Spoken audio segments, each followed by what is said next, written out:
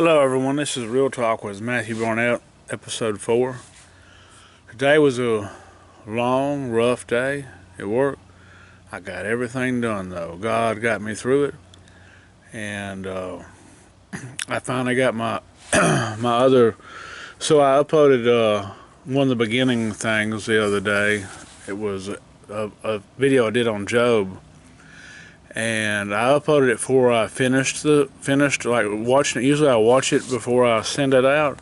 I just sent it out, and it ended up I ended up getting frustrated and walking off the set before I finished. I was filming it with Richard. Richard helped me film this last episode of the God in the Center. So I finally found the one that I thought I did 2 versions because I didn't finish that one. And so because it said I'd been 6 months since I did a video, and then it's been 10 years apart or something like that. But it was a good message, and it was something that I needed to hear. It was so surreal because I'm going through not really a Job situation. Well, I don't know, man. It is a situation that's been hard, you know. But I was speaking to myself, and God works in mysterious ways, because I was able to hear myself talk, a younger version of myself, and it got me fired up. You know, the devil attacks us every day, and like he just wants to destroy every human being on this planet.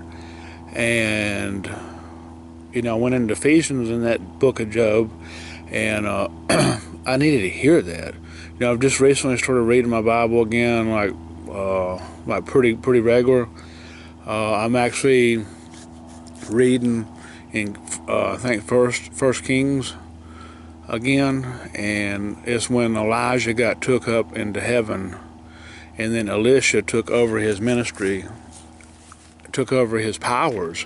He's supposed to have a double portion of what Elijah had if he's seen him, and that he's seen him, so he was able to have a double portion. And the story is so weird because I did an episode a few episodes ago about the story of the widow and the oil and the flour and the son dying. Well, guess what?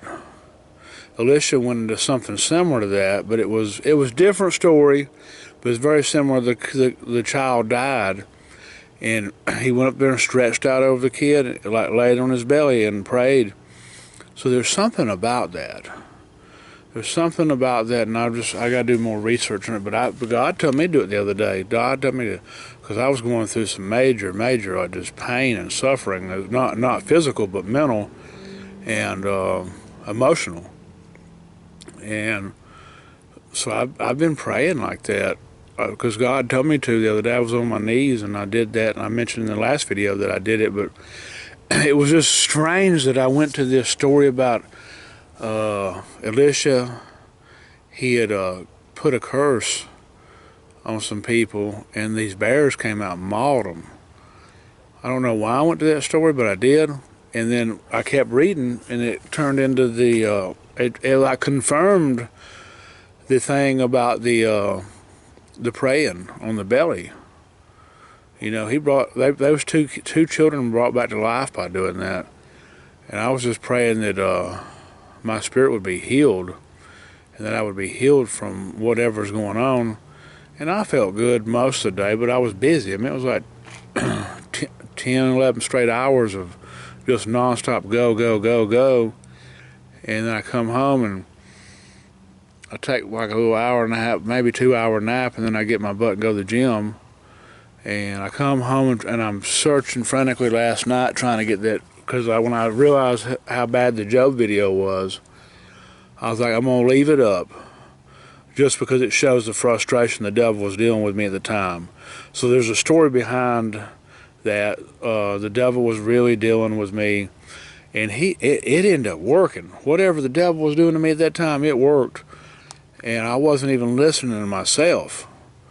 But I'm able to go back 10, 12 years later, and I'm able to watch that video and see take 1, take 2, and actually there was a first take. So like that's really take 2 and take 3, because I did a first take, and I never have did any takes like that. I did the other day, at the trailer park because of the loud noises. But usually I just get on the camera and I roll with it. I don't redo nothing. I just try to go like the rappers do when they freestyle.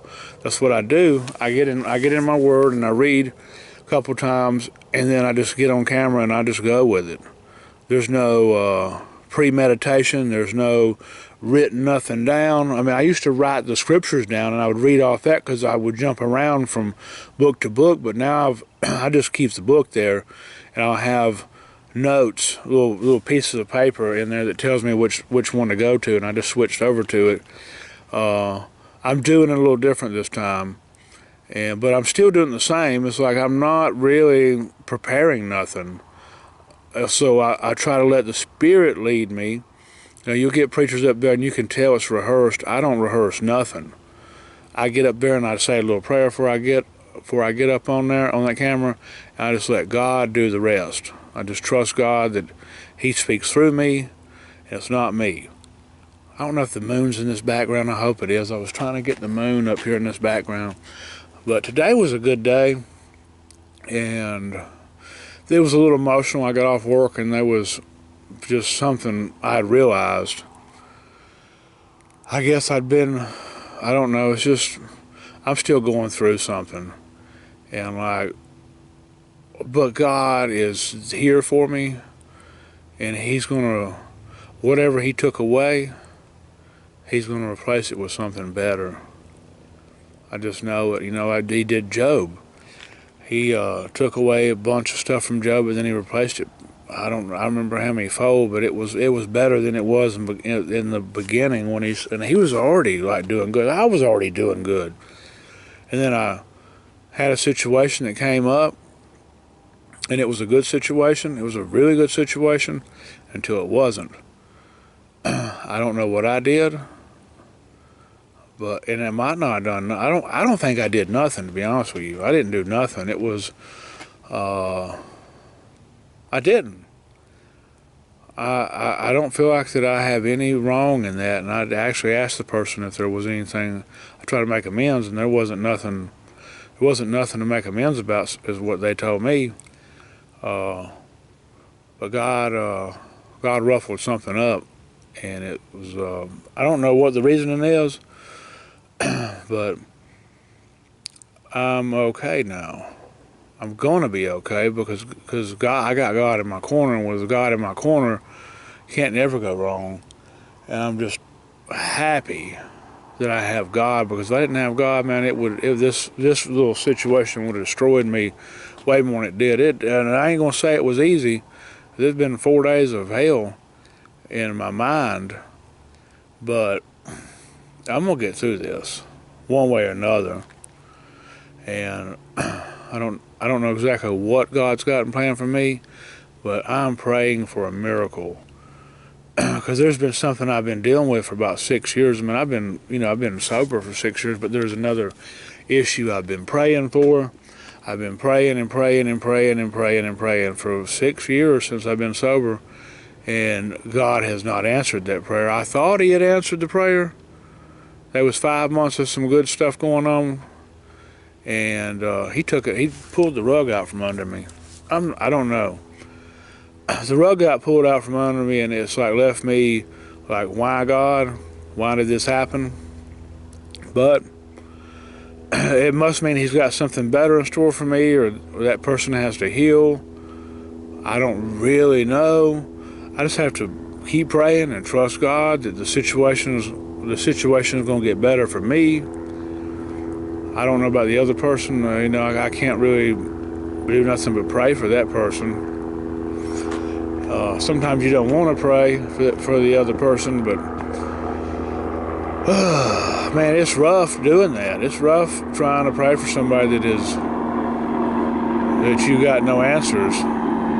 There's no answers. I didn't get no answers. Didn't get no clarity. It's just a bunch of confusion, and it's going to be all right though. God's took care of me. I've got good health. God's restored my ministry, and He restored my mind somewhat. My mind's still sort of cloudy over this situation, but it's getting better each day.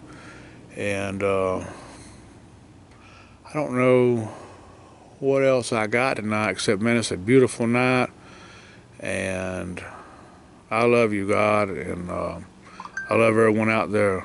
Thank you, and God bless.